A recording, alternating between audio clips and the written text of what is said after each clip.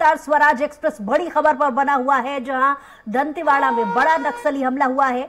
अरनपुर में ब्लास्ट में 11 जवान शहीद हो गए हैं, जिसमें डीआरजी के 10 जवान और एम्बुलेंस ड्राइवर भी शामिल है।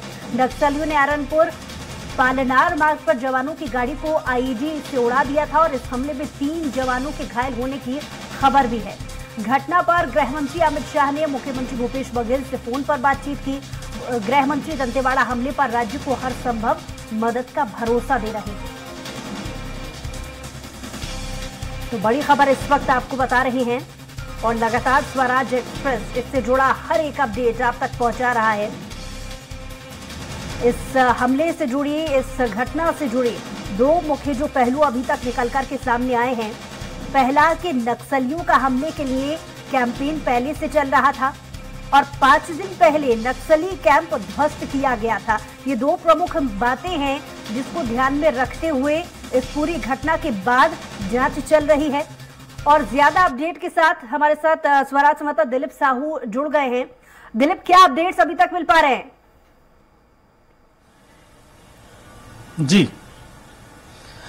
जी बूसरा, बता दें जिस तरह से जो बातें सामने आई हैं, आमतौर पर इन दिनों नक्सलियों का एक कैंपेन चलता है जिसको टीसीओसी बोलते हैं, यानी टैक्टिकल काउंटर ऑफेंसिव कैंपेन। ये कैंपेन चल रहा है नक्सलियों का। इस कैंपेन के दौरान अक्सर नक्सली बड़े वारदातों को अंजाम देते हैं। इसी कड़ी में ये जो घटना हुई है जिसमें जो जवान है वो बीजापुर जिले, दंतेवाड़ा जिले के जो अरनपुर क्षेत्र है, अरनपुर थाना क्षेत्र के अरनपुर और समेली के बीच ये जो घटना है वो हुई है। इस दौरान क्योंकि जो बातें निकल के आई है उसमें बारिश की वजह से कुछ जवान फंसे हुए थे, उन्हें रेस्क्यू करने एक टीम गई थी। ये जो टीम जा रही थी, इसी टीम पर नक्सलियों ने आईडी ब्लास्ट करके इसके वाहन को उड़ा दिया, जिसमें 10 जवान और एक ड्राइवर सहित 11 जवान वहां मौके पर शहीद हो गए।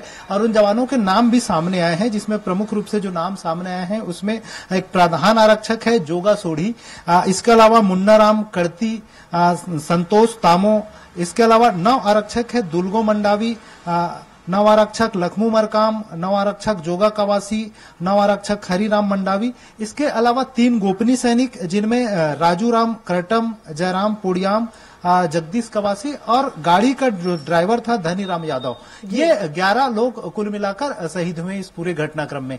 इसको लेकर जिस तरह से जो बातें आई हैं उसमें पी सुंदरराज आईजी ने भी इस पूरे मामले की घटनाक्रम की पुष्टि की है और उन्होंने भी बताया कि किस तरह से जो तमाम जो घटना हुई है। इसके अलावा जो भी ये बातें भी सामने आई कि नक्सलियों ने घटना को अंजाम देने के बाद ताबड़तोड़ गोलीबारी भी की है। इसके बाद फिर जवानों के साथ हथियारों को भी लूट कर ले गए हैं। हालांकि इस पूरे घटनाक्रम को लेकर मुख्यमंत्री भूपेश बघेल ने भी बयान दिया है और उन्होंने कहा है कि शोक संतप्त जो परिवार है उनको श्रद्धांजलि दी है और उन्होंने कहा है कि नक्सलियों को बख्शा नहीं जाएगा। इस पूरे घटनाक्रम में जितने भी नक्सली शामिल है और लगातार सरकार इस पर कड़े रुख अख्तियार किए हुए हैं और वे चाहेंगे कि जो भी इस नक्सली वारदात में घटनाक्रम में लगातार जो नक्सली शामिल है उन्हें बख्शा नहीं जाएगा। इसके अलावा इस पूरे घटनाक्रम को लेकर केंद्रीय गृह मंत्री अमित शाह ने भी मुख्यमंत्री भूपेश बघेल से टेलीफोनिक चर्चा की और उस दौरान उन्होंने तमाम जो घटनाक्रम है उसकी जानकारी मुख्यमंत्री से ली और उन्होंने हर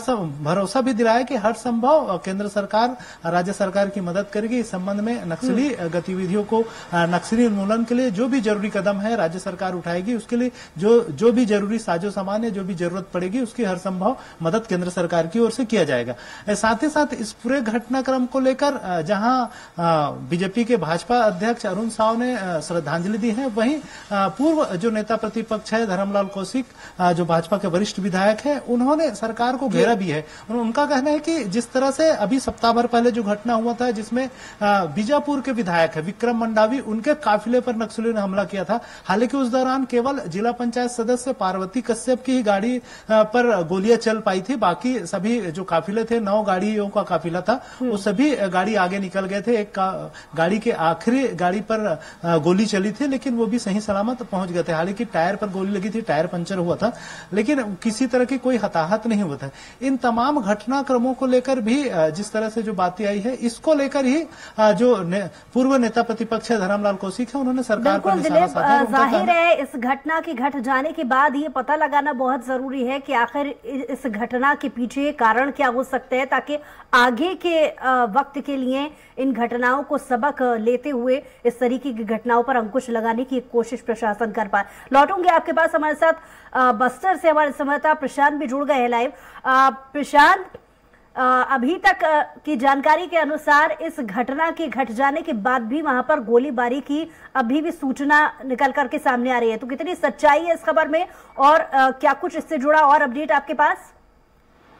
देखिए, फिलहाल गोलीबारी तो थम गई है और इलाके की सर्चिंग को और बढ़ा दी गई है। जो आसपास के कैंप है, उस कैंप से जवान वहां पर पहुंच गए हैं और घटनास्थल की तस्वीरें भी अब धीरे धीरे आने लगी हैं और घटनास्थल की तस्वीरें काफी दुखदाई है। देख सकते हैं आप कि किस तरीके से सड़क के किनारे जवानों के शव पड़े हुए हैं और जो ब्लास्ट का क्षेत्र है, जो ब्लास्ट जहां पर हुआ है, सड़क में किस तरीके से गड्ढा हो गया। लगभग 10 से 15 फीट का ये गड्ढा बताया जा रहा है, मतलब लगभग 50 किलो से अधिक का एक्सप्लोजिव इससे। चलिए प्रशांत, आपके पास हमारे साथ राम अवतार जी भी वरिष्ठ पत्रकार हमारे साथ जुड़ गए हैं, उनसे भी इस मामले से जुड़ी और अधिक जानकारी चाहेंगे। बहुत स्वागत है आपका राम अवतार जी। क्योंकि इस पूरे मामले पर हम विश्लेषण कर रहे हैं, मीडिया एनालिसिस कर रहे हैं कि इस घटना में दो प्रमुख बिंदु निकल करके सामने आ रहे हैं। पहला, नक्सलियों के हमले के लिए कैंपेन पहले से चल रहा था जिसे TCOC कहा जा रहा है, और दूसरा 5 दिन पहले भी एक घटना घटित हुई थी। तो इन दोनों ही पहलुओं को अगर जोड़ के देखा जाए, किस तरीके से देखें? तो ये नक्सली घटनाएं ये माना जा रहा था कि बस्तर में कम हुए हैं और हाल के वर्षों में जो पुलिस का है दबाव बढ़ा है, केंद्रीय बल का दबाव बढ़ा है और कई ऐसे विकास के काम हुए हैं, तो उसके कारण अपेक्षाकृत घटनाएं कम हुई थी। अब ये घटना जो हुई है, या तो इसको इंटेलिजेंस की फेलवर माना जाता है या सूचना के अभाव माना जा सकता है, पहली बात। दूसरी बात, ये घटनाक्रम से ये भी साबित हुआ कि नक्सलियों का प्रभाव अभी बस्तर में कम नहीं हुआ है। वो मौके के इंतजार में रहते हैं और आज वो उन्होंने मौके का इंतजार लगाकर, घात लगाकर 11 जवान शहीद हो गए। ये दुखद घटना है। ये घटना की पुनरावृत्ति ना हो और बस्तर में जो उनका नक्सलियों का प्रभाव है वो खत्म होनी चाहिए। पिछले दिनों केंद्रीय गृह मंत्री अमित शाह जी आए थे जी। उन्होंने समीक्षा की, दौरा की और नक्सलवाद खत्म होने की बात कही। राज्य की पुलिस और इंटेलिजेंस जो है वो लगातार प्रयास कर रही है। सरकार ने कुछ ऐसी योजना भी बनाई है जिससे जो भटके हुए लोग हैं, जो लोग जो नक्सलियों के गुमराह में आके शामिल हो गए थे, वो बहुत सारे लोग की घर वापसी भी हुई है। कई ऐसे रास्ते खुले हैं जो रास्ते बंद हो गए थे, सड़क बनाने का काम वहां पर हुआ है। तो PWD ने बनाया, राष्ट्रीय राजमार्ग ने बनाया, तो सड़कों का मार्ग खुला है, नक्सलियों पर दबाव बने हैं। जनहित के और कई ऐसी उस योजना बनाई गई जो नक्सलियों से जो पीड़ित लोगों के लिए सरकार ने तो कदम उठाए हैं जी। परंतु इस तरह की घटना के बाद यहाँ पर नजर आ रही है, अगर ऐसा ना होता तो इस तरीके की घटना भी सामने नहीं आती। चलिए मैं आपके पास लौटूंगी। मनीष गुप्ता जी भी हमारे साथ, वरिष्ठ पत्रकार, वो भी जुड़ गए हैं। मनीष जी, सरकार लगातार पिछले वक्त में हमने देखा कि अपनी पीठ थपथपाती आई है ये कहते हुए कि नक्सलियों पर कंट्रोल कर रही है सरकार, लेकिन इस तरीके की घटना, चुनावी माहौल है, कितना असर डालेगी? नहीं, निश्चित रूप से काफी दिनों के बाद एक बड़ी घटना हुई है और अभी तक जो है मतलब छुटपुट घटनाएं होती थी, लेकिन चुनाव के नजदीक आते ही नक्सलियों की जो अपनी साजिशें जो है वो तेज होने लगती हैं। और एक और महत्वपूर्ण बात है कि ये दौर जो है ना TCOC का भी है। टीसीओसी माह में अभी पिछले कुछ दिनों पहले जो बीजापुर में एक गाड़ी पर जो नक्सलियों की फायरिंग की खबर आई है, उसके बाद नक्सलियों ने 2 दिन पहले एक प्रेस रिलीज जारी की थी, जिसपे उन्होंने बहुत क्लियरली इंडिकेट किया था, उसमें लिखा हुआ था कि टीसीओसी के दौरान हम लोगों ने ये फायर किया है और हमारे निशाने पर फोर्स है, जनप्रतिनिधि नहीं है। तो मुझे लगता है कि ये जो नक्सलियों की स्पष्ट वार्निंग के बाद हमें और अलर्ट रहने की जरूरत है, और जिस प्रकार से नक्सल इलाके में एसओपी का जो पालन किया जाना चाहिए उसको बड़े गंभीरता से लेना चाहिए और बड़ी कड़ाई से उसका पालन करना चाहिए। देखिए, आमतौर पर जगरगुंडा से जो अरनपुर का जो रोड है, ये रोड पिछले 2 दशक से निर्माणाधीन है, ये कंप्लीट नहीं हुआ है। अभी भी 5 किलोमीटर उस सड़क का निर्माण बाकी है। इस सड़क में हर 6 किलोमीटर में फोर्स का जो कैंप भी है, और इस दौरान नक्सलियों मतलब जो सड़क बनी है वो लगभग 1 फीट मोटी सड़क है, चौड़ी सड़क है। इस पर ब्लास्ट कैसे हुआ, ये बड़े शोध का विषय है, क्योंकि अब तक इस रोड में ये पहला ब्लास्ट है जो इतनी मोटी सड़क को भेद करके जो है गाड़ी को नुकसान किया है। मुझे लगता है कि ये जो तस्वीरें आई हैं, ये तस्वीरें काफी विचलित करने वाली हैं, और जितना गड्ढा हुआ है उस रोड में 6 से 7 फीट का गड्ढा है, तो ऐसा लगता है कि 50 किलो से ज्यादा का एक्सप्लोजिव नक्सलियों ने उपयोग किया, नहीं तो इस रोड को तोड़ना इतना आसान नहीं था। देखिए, इस घटना के सामने आ जाने के बाद में सरकार एक ऐसी स्थिति में है जहां पर विश्लेषण करने की आवश्यकता है, क्योंकि देखिए हालांकि आपने भी यहाँ पर जिक्र किया कि मनीष जी, आपको आवाज मिल रही है? चलिए मनीष जी के पास लौटेंगे, हमारे साथ राम अवतार जी भी लगातार जुड़े हुए। चलिए राम अवतार जी के पास भी मैं लौटूंगी। हमारे साथ हमारे संवाददाता प्रशांत भी जुड़े हुए। प्रशांत, जैसा कि आपकी बात अधूरी रह गई थी, पहले आप उससे शुरुआत कीजिएगा, और अगला सवाल मेरा आपसे यही कि इस घटना को कहीं ना कहीं 5 दिन पहले जो नक्सलियों को मार गिराने की जो कोशिश प्रशासन की थी, उसमें वो नाकामी का ही क्या नतीजा है जो आज इस तरीके की घटना हुई है? देखिए, 5 दिन पहले जो घटना हुई है, वैसी घटना बस्तर के अंदरूनी क्षेत्र में लगातार होती रही है। उस घटना को इस घटना से जोड़कर नहीं देखा जा सकता, क्योंकि नक्सलियों का टीसीओसी का समय चल रहा है, और इस दौरान सबसे अहम बात यह होती है कि नक्सल संगठन में जो नए लड़ाके शामिल होते हैं, उन नए लड़ाकों को प्रैक्टिकल तौर पे नक्सली जो है घटना को अंजाम करके दिखाते हैं। और सबसे अहम बात यह है कि दंतेवाड़ा से जगरगुंडा का जिस मार्ग की हम बात कर रहे हैं, जिस जगह पे ये घटना हुई है, उस मार्ग को लगभग 2 दशकों से बनाने का प्रयास किया जा रहा था, और जब बनाया जा रहा था इस सड़क को, तो लगभग 350 से अधिक बम उस रास्ते में जवानों ने बरामद किए थे। आप संख्या से अंदाजा लगा सकते हैं कि वो कितना ज्यादा अति संवेदनशील क्षेत्र है, जिस मार्ग में 350 से अधिक आईईडी बम को जवानों ने बरामद किया था। इसका मतलब यह है कि कई ऐसे बम और उस रास्ते में नक्सली पहले से लगाकर रखे हुए हैं, जिन्हें बरामद नहीं किया जा पाया है।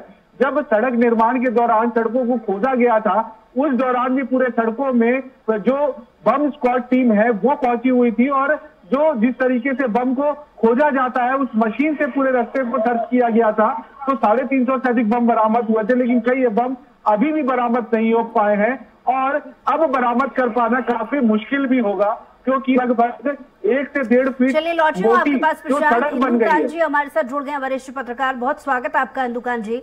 इंदुकान जी, जो नक्सली घटना घटित हुई है उसमें पहले आपकी प्रतिक्रिया चाहूंगी, और फिर इसी से जुड़ा टीसीओसी को लेकर के बड़े सवाल उठ रहे हैं, इस पर भी मैं आपसे जवाब चाहूंगी।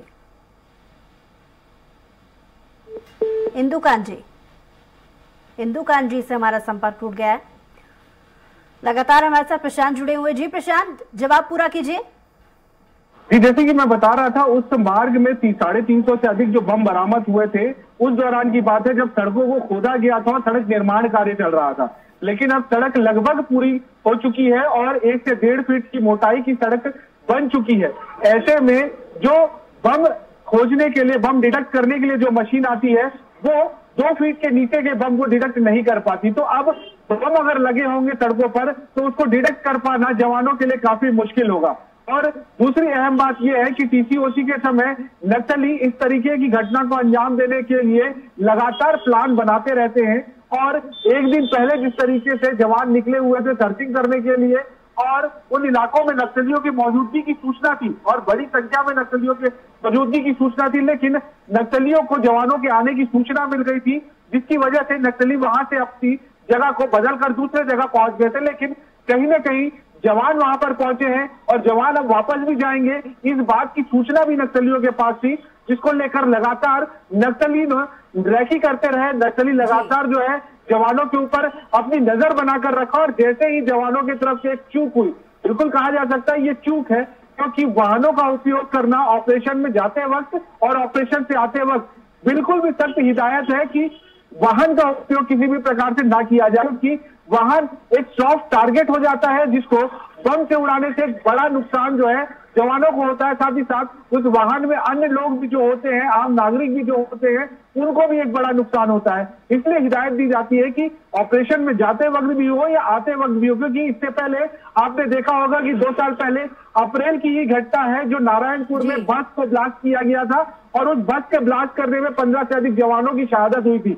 उसके बाद से और सख्त हिदायत दी गई थी कि पुलिस जवान किसी भी प्रकार से ऑपरेशन से जाते और आते वक्त वाहनों का उपयोग नहीं करेंगे, लेकिन बावजूद उसके इस बार एक बार और चूक जवानों ने की है और उस चूक की वजह से एक बड़ा नुकसान जो है वो जवानों को उठाना पड़ा है। साथ ही साथ एक जो आम नागरिक की मौत हुई है वो कौन है, ये एक बड़ा सवाल है कि उसको वो वाहन में किस तरीके से आ रहा था, क्योंकि सबसे बड़ी बात यह है कि कहीं ना कहीं सुरक्षा तंत्र कमजोर पड़ता हुआ नजर आ रहा है। लगातार हमारे साथ जुड़े हुए हैं दिलीप। इस घटना के घटित हो जाने के बाद में जाहिर है राज्य सरकार भी समीक्षा कर रही है और समीक्षा करना बनता भी है, क्योंकि कई सारे सवाल हैं जो उठ रहे हैं।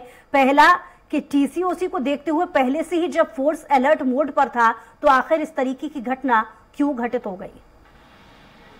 जी बिल्कुल। दूसरा, जिस तरह से जो घटनाक्रम हुए हैं उसको लेकर लगातार हम ये भी देखते हैं कि इस तरह से जो घटनाक्रम हुए हैं उसको लेकर लगातार हम ये भी देखते हैं कि आमतौर पर हर बड़ी घटना के बाद ये बातें निकलकर सामने आती है कि ये घटना के लिए ये चूक थी, इस तरह की चूक नहीं होनी चाहिए। लेकिन फिर समय दर समय फिर कुछ समय बीतने के बाद तमाम तरह की जो सावधानियां बरतने की बात जो कही जाती है वो फिर ढर्रे पर आ जाता है। और देखते हैं हम जवानों को ये भी बात कही जाती है जब भी वो सर्चिंग के लिए निकलते हैं तो पैदल उन्हें निकलना चाहिए और एक मतलब एक दस्ते के रूप में ना निकल के फाइल कर निकले ताकि एक बड़ा नुकसान एक साथ ना हो, इस तरह की भी हिदायत दी जाती है। इसके अलावा जब भी वो कहीं आना जाना करते हैं तो ऐसी गाड़ियों का उपयोग करें या इस तरह के खास करके दोपहिया वाहनों का उपयोग करने की हिदायत उन्हें दी गई है। तो इसलिए आमतौर पर देखते हैं कि दोपहिया वाहनों में ही सर्चिंग के लिए निकलती, लेकिन ये जिस तरह से बड़ी गाड़ी का बड़ी वाहन का उपयोग किया गया है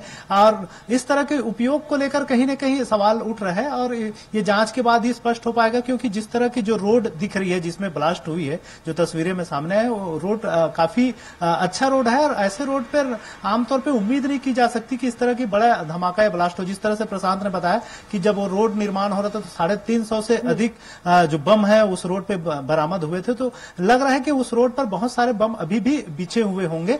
आईडी जो पहले से नक्सलियों ने लगा के रखे थे वो अभी भी मौजूद होगा, इसलिए और इन नक्सलियों को इनकी जानकारी रही होगी कि ये फलाना बम जिंदा है, उसको किस तरह से कब कैसे विस्फोट किया जाए। तो कहीं ना कहीं नक्सलियों के एक जो टैक्टिक का ये हिस्सा भी है जिसकी वजह से वो सफलता पाने में कामयाब हुए हैं, लेकिन इससे कहीं ना कहीं एक बड़ी नुकसान जवानों को हुआ है। और लगातार जिस तरह से जवानों की शहादत हो रही है, कहीं ना कहीं जो हमारी जो टेक्निकल टीम है या टेक्टिक पॉइंट है या फिर इसके अलावा जो बोले कि हमारे जो सूचना तंत्र है वो कहीं ना कहीं फेलवर साबित हो रही है। हर बार ये बात कही जाती है कि उनके मुकाबले, खास करके नक्सलियों के मुकाबले अंदरूनी इलाका में हमारे जो सूचना तंत्र है वो मजबूत नहीं हो पाया। अभी भी इतने सालों बाद भी हमारी जो सूचना तंत्र है वो उतनी मजबूत नहीं हो पाया है, जिसकी वजह से इस तरह के नुकसान उठाने पड़ते हैं। और आमतौर पर जो भी घटनाक्रम सामने आती है उसके बाद इन तमाम चीजों को लेकर विश्लेषण का दौर चलता है, बातें होती है, बड़ी बड़ी बैठकें होती है, लेकिन फिर घटना के 2, 4, 6 महीने बाद फिर वो तमाम चीजों को भुला दिया जाता है और उसी तरह की फिर से चूक सामने आती है। तो आखिर इस चूक की वजह क्या है, किस तरह ये चूक हुई, ये तो जांच का विषय है। लेकिन जब जांच होती है तो उसके बाद ये जो तथ्य सामने आते हैं उस पर विश्लेषण किस तरह से होता है और क्या उन जो गलतियां हैं, वो खामियां हैं, उसको दोहराई न जाए, इसके लिए कोई नए टैक्टिक्स इस्तेमाल में किया जाता है। इन तमाम चीजों को देखना होगा। लेकिन जिस तरह के जो घटनाक्रम हो रही है उससे कहीं ना कहीं लग रहा है कि ये एक बड़ी चूक है, जिसका नक्सलियों ने कहीं ना कहीं अपने जो टेक्निक है, जो अपना टीओसी इनका जो अभियान चल रहा है उसके तहत ये इस्तेमाल करने में कामयाब हो पाए। लेकिन अब जिस तरह से बयानबाजी का दौर चल रहा है तो कहीं ना कहीं एक उम्मीद की जा रही है कि बड़े रूप में, जिस तरह से केंद्रीय गृह मंत्री अमित शाह आए थे और सीआरपीएफ के कैंप में भी वो रात बिताकर यहाँ गए हैं, और जिस तरह से इस घटनाक्रम के बाद मुख्यमंत्री भूपेश बघेल से उन्होंने चर्चा की है और तमाम तरह की जो मदद दिलाने का भरोसा उन्होंने जताया है, तो एक उम्मीद की जा रही है कि केंद्रीय एजेंसियां और ज्यादा राज्य सरकार को मदद करेगी और केंद्र और राज्य सरकार की जो एजेंसियां हैं वो मिलकर अच्छे से काम करेगी और कहीं ना कहीं सूचना तंत्र को और मजबूत करेगी, और जो साजो सामान जो जरूरत पड़ता है उन क्षेत्रों में नक्सलियों से निपटने के लिए उसमें और अधिक बढ़ोतरी होगी, आधुनिक हथियार और उपलब्ध कराए जाएंगे, इस तरह की उम्मीद की जा रही है। और देखना होगा कि इस पर किस तरह से अमल होती है और किस तरह से और आगे मदद मिल पाता है, और ताकि जो हमारा जो तंत्र है वो नक्सलियों के जो गढ़ है उसमें और मजबूती के साथ पहुंच पाता है और उनका उन्मूलन करने में कामयाब हो पाता है। हालांकि जिस तरह से मुख्यमंत्री भूपेश बघेल या भूपेश सरकार जिस तरह से कह रही कि उनकी जो सरकार है, जिस तरह से विकास और उसके विकास के आधार पर विकास और लड़ाई एक साथ दोनों जारी करते हुए उस तंत्र को भेदने में कामयाबी हासिल करने का प्रयास कर रही है। हालांकि जो घटनाएं हैं वो बीच बीच में इस तरह की घटनाएं जो होती है वो फिर से सवाल खड़ा करती है कि सरकार की जो तंत्र है, सरकार की जो नीति है, नक्सल नीति हाल ही में जो भी बनाया है उसको लेकर भी सवाल खड़े किए थे। राजनीतिक सवाल भी खड़ा हुआ था, बीजेपी भी कह रही थी कि 4.5 साल बीत जाने के बाद जिस तरह से नक्सल नीति सामने आई है उसको लेकर भी सवाल खड़े कर रहे थे। तो तमाम सवाल फिर से खड़े होंगे, लेकिन देखना होगा कि इन तमाम सवालों के जवाब सरकार किस तरह से ढूंढ पाती है और विपक्षी दलों सहित तमाम लोगों को किस तरह से संतुष्ट कर पाती है। जी बुसरा। चलिए दिलीप, लौटूंगी आपके पास, हमारे साथ प्रशांत भी जुड़े हुए। प्रशांत, आखिर सवाल आपसे ये कि आधिकारिक बयानों से जुड़ी पुष्टि को लेकर के अगर बात कर ली जाए तो इससे जुड़ा क्या अपडेट आपके पास प्रशांत? देखिए, आधिकारिक तौर पर बस्तर आईजी की तरफ से जो प्रेस नोट जारी हुआ है उसमें फिलहाल 10 जवानों के शहीद होने की बात कही गई है, जिनके नाम भी जो है उन्होंने जाहिर किया है, और एक जो वाहन चालक था उस वाहन चालक को जो है का नाम जो है लिखा गया है। लेकिन पुलिस सूत्रों की अगर माने तो जवानों की संख्या ज्यादा थी वहां पर और कुछ जवान घायल भी हैं, और उन घायल जवानों को फिलहाल जो है नजदीकी कैंप में लाया गया और प्राथमिक इलाज दिया जा रहा है। लेकिन इस बात को लेकर अभी फिलहाल कोई भी पुष्टि नहीं हुई है, इसलिए कह पाना अभी जो ज्यादा जो है स्पष्ट नहीं है। लेकिन सबसे अहम बात यह है कि जो डीआरजी के जवान है सबसे ज्यादा इफेक्टिव अगर बस्तर के अंदरूनी इलाकों में नक्सल मोर्चों में अगर कोई है तो वो डीआरजी के जवान है, और लगातार जो डीआरजी के जवानों को सफलता मिली है वो एक बड़ी सफलता के रूप में पिछले 5 सालों में देखा जा रहा है। लेकिन फिलहाल जो घटना हुई है उसको चूक बिल्कुल कहा जा सकता है, लेकिन शहादत को भूला नहीं जाएगा। इससे पहले भी जब डीआरजी पर हमला हुआ था उसके बाद पूरे संभाग में जो डीआरजी की टीम है वो लगातार जो है ऑपरेशन पर निकलकर नक्सलियों को बैकफुट पर पहुंचाने का एक काम किया था। तो बिल्कुल कहा जा सकता है कि ये शहादत भी बिल्कुल भूली नहीं जाएगी, और डीआरजी के जो जवान है वो कहीं ना कहीं अंदरूनी इलाकों से ही है, जो सरेंडर नक्सली कहा जा सकता है, या फिर जिन इलाकों में जो नक्सल प्रभाव का क्षेत्र है वहां से जो प्रभावित लोग थे ग्रामीण, वो जो है वो उसे इस डीआरजी की टीम में जो तैयार किया गया है तो वो भी जंगलों से काफी वाकिफ है। और यही वजह है कि डीआरजी बस्तर में सबसे ज्यादा कारगर साबित हुई है, और सबसे ज्यादा सफल जो जवानों की टुकड़ियां हैं उनमें से डीआरजी सबसे नंबर 1 पर आती है। तो बिल्कुल कहा जा सकता है कि सफलता लगातार जो डीआरजी को मिली है, लेकिन बिल्कुल कहा जाता है कि एक चूक और कहीं ना कहीं वो जान पर भारी पड़ जाती है, और वो चूक जो है वो डीआरजी के जवानों से हो गई। और वाहनों से आना जाना जो सख्त हिदायत थी कि किसी भी प्रकार से वाहनों से आने जाने का जो रूट जो है वो नहीं होना चाहिए, ना ही वाहनों में चढ़ना है, और ये चूक जो है वो जवानों ने कर दिया, जिसका फायदा नक्सलियों को मिल गया। और नक्सलियों की आदत है कि जब भी जवान सर्चिंग पर निकलते हैं तो लगातार उन जवानों की रैकी वो करते हैं जब वो जवान वापस आते हैं, और रैकी करते हुए वो कहीं ना कहीं सफल भी हुए और एक कायराना करतूत को अंजाम भी दिया है और एक ब्लास्ट बड़ा किया है। इस ब्लास्ट में आप देख सकते हैं कि तस्वीर एक काफी झंझोड़ देने वाली है जवानों के शव जो है वो सड़कों के किनारे पड़े हुए हैं। किस तरीके से जवान जो है अपनी शहादत दी है, जिस सड़क को बनाने के लिए पहले जवानों ने शहादत दी, अब उस सड़क पे उनके ही चलने पे एक ब्लास्ट होता है और जवान शहीद हो जाते हैं और एक आम नागरिक भी मर जाता है। तो बिल्कुल कहा जा सकता है कि बैकफुट पर जरूर माना जा रहा था नक्सलियों को, लेकिन उन इलाकों में जहां नक्सलियों का प्रभाव कम था, अब उन इलाकों में नक्सलियों का पैठ ज्यादा है और मजबूती से वो अपनी दावेदारी और अपनी मजबूती दिखा रहे हैं कि वो कौन इलाके में अब लड़ाई है। अब जवान अगर उन इलाकों में आते हैं तो नुकसान नक्सली जवानों पर ज्यादा पहुंचाएंगे, नक्सली कहीं ना कहीं जवानों पर भारी पड़ेंगे।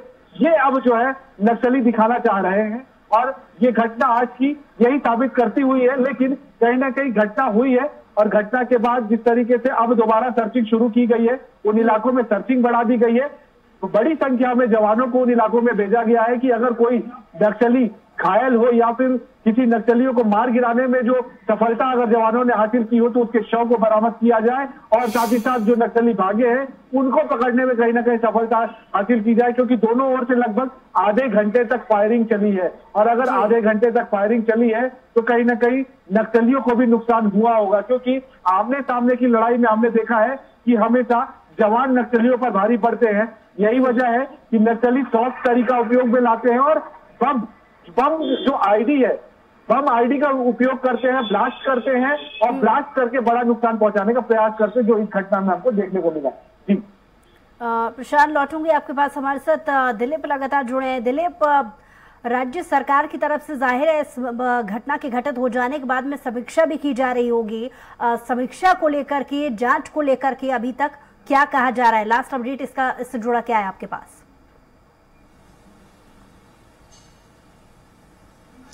जी बूसरा, जिस तरह से जो आईजी ने, जो नक्सल आईजी है पी सुंदरराज, उन्होंने आला अधिकारियों के साथ एक बैठक की है इस पूरे मामले को लेकर।